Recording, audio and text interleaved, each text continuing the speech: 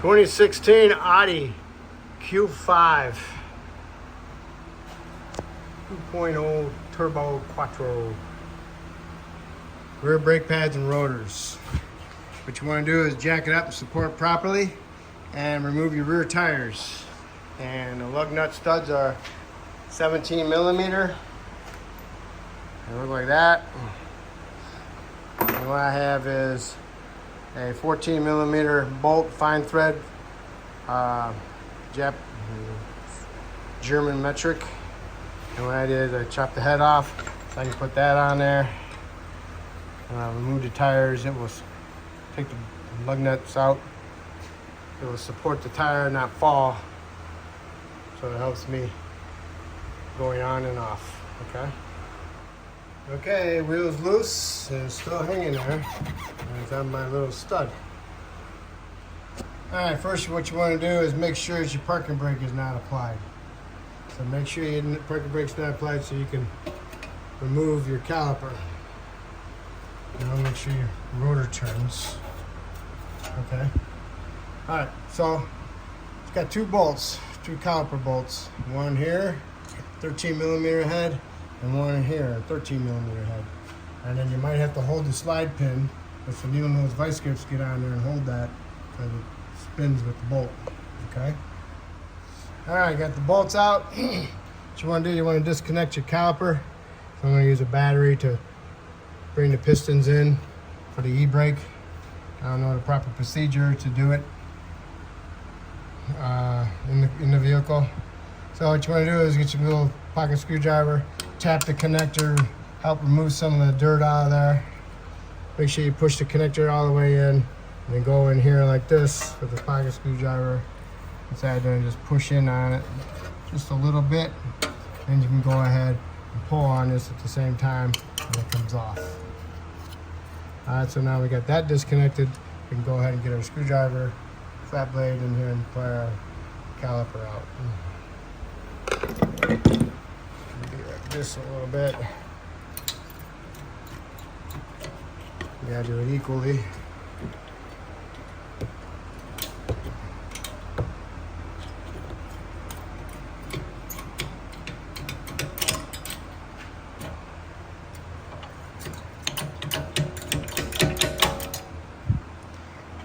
It usually takes two hands, so you get the idea. All right, first I'm going to do is push the piston in with the e-brake motor. I got my two connectors that will go down inside here. One's insulated, one's not. Make sure you have one insulated at least, so you don't short things out inside there. And I have a battery, 12-volt battery, and some jumper cables. I have them both connected, and one connected to one terminal, and then I'll go ahead and tap the other terminal, and I'll watch the piston, have my thumb on it, and if I feel it coming out, I'm going the wrong way. If I feel it going in, then I'm going the right way. All right, right off the bat I had it backwards, so I'm going to connect it.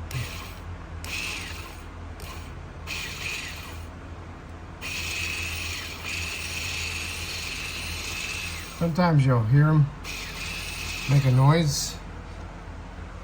So put your finger on it and help push it at the same time. And then when you feel it stop moving, that's when you can release your power.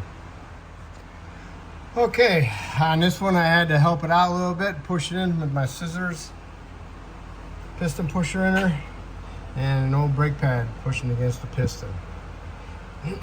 All right. So once you figure out which direction you're going, you just keep that way going. And then if it's not going in by itself, then you gotta help push it in. You can use a big pair of channel locks, or you can use something like this. All right, now's the time to remove the caliper bracket. It has two 18 millimeter bolts in the back, one here and one right here. I used a wrench to break them loose, and then I used my air ratchet. And on this one, if you can't get your wrench in there, or socket, there might be a nut, not a nut, a rock. Might be a rock stuck behind the bolt head.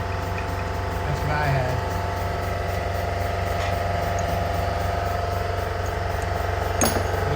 this, you can go ahead and clean it up. And also, T27, remove that, put a wheel stud nut in there, and you can smack it with a hammer. Got my rotor retainer out, go ahead and smacked it with a hammer, broke it loose, and there it is. Now the hub, you gotta get that nice and clean. You gotta get all the rust off it. You want a nice, clean, true surface.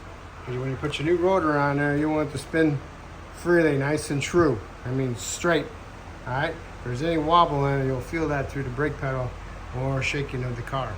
I'm braking. Okay, nice and clean. Go ahead and put a light film of NICs on it. Put your brake rotor on it. Make sure you wash your brake rotor first. Remove the shipping oil off of it. And put your retainer on there. All right, the rotor's on there. You got the retainer on there. Just snug it up. Don't need to snap it off or break your tool. Then you can go ahead and clean up your caliper bracket. Remove the pads, remove the hardware, the abundant clips. Clean them up. Put some paint on them. And then your slide pins, take those out, clean them up, put some new seal glide on them. See, that just rust. Rust expands. So what that does when it expands, it pinches the brake pads and don't allow them to move freely. So you need to remove that. Okay, brackets are all cleaned up. What you want to do is you want to go ahead and spray some paint on them, let them sit, and also you can get some seal glide on your pins, rub them on there, remove your boots, and make sure you got some seal glide on your surface of your boots. See that little groove there, right here? If that's all rusty, you can use a hacksaw blade. Clean it up with that. Just make sure you get some lube on your boots, get some lube on your pins and work them in there. Do not pack them with lube because then you won't be able to push them in. Okay. These are all ready to go. Just gotta let it sit there and dry. Well, my brake pads didn't come with my hardware abundant clips. I'm kind of upset about that. It's supposed to come with it. I got ripped off. So I gotta reuse my old ones. Alright, so now you go ahead and push them in there, make sure they're all sitting in there flat. Nothing sticking in the way to hit the rotor or anything like that. Alright. Now if you can see it, it pushes it up against that piece there. You gotta put them in there like, make sure to put the round end down towards the bolts, okay? Now you put these in there, and then you want to turn them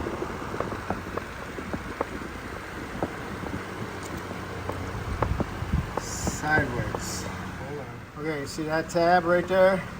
It's a little spring. It goes underneath the pad. They're on both sides, okay? What you want to do is you want to push the pad in here like this, sideways, and then twist it.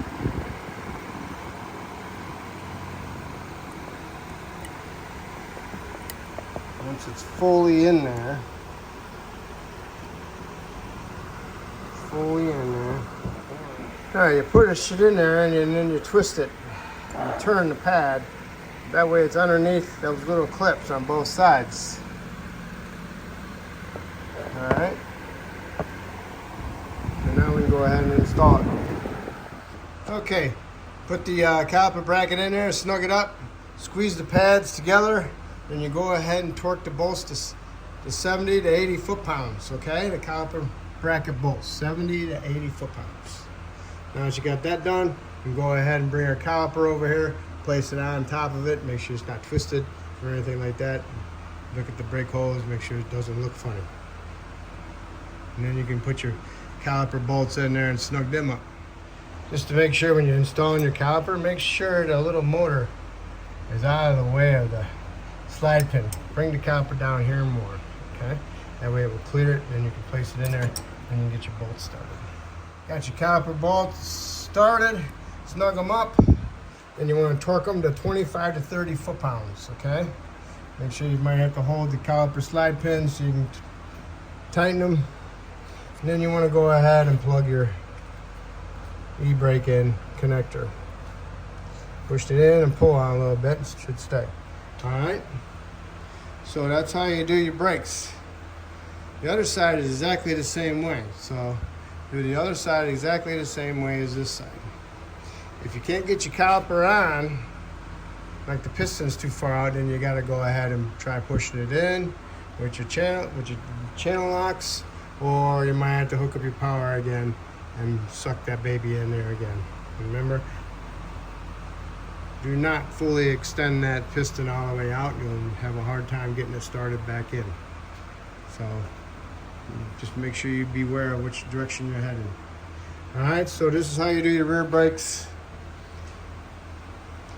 And just make sure you get your pads in there correctly. It goes underneath those little clips on these. You have to put the pad in there at an angle and then twist it, and then it goes right on it, okay? So go ahead and put your rear tires on. Go ahead, torque the lug nuts, studs to 100 foot-pounds. Lower the vehicle down to the ground. Go inside the vehicle, start it up, push the brake pedal a couple times, and that way you're verifying that you do have a brake pedal. So when you do put in drive reverse, you will have brakes, okay? So that will complete this job. If I helped you out, that's awesome.